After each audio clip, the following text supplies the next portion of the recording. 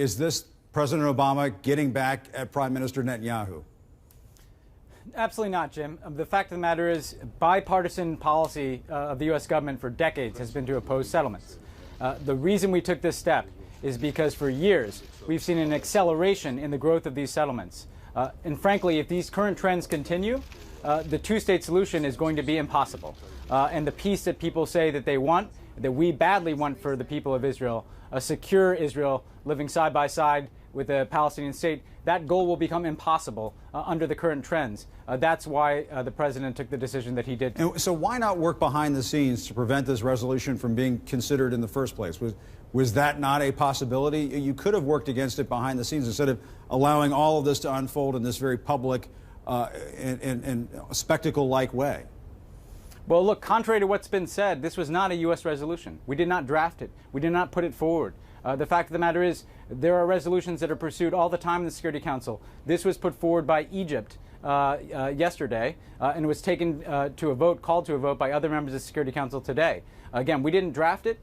We did not have any role in bringing it forward. But when we assess the resolution, this is consistent with U.S. policy. And like I said, Jim, we've had years and years where we've tried the peace process. We've tried direct talks, proximity talks. We've warned publicly that the continued advance of these settlements was going to make a peace process less viable and a two-state solution potentially impossible.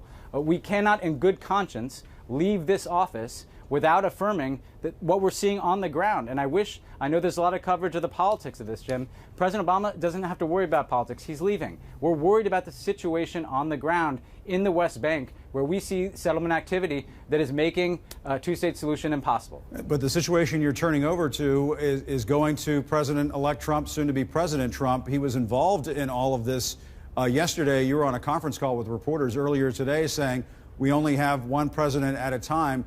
That seemed to be sort of you registering some displeasure with what Donald Trump has been up to these last couple of days, apparently talking with the Israelis, as our Elise Labit has been reporting, and also talking with the Egyptian president about all of this. Should he have been staying out of this?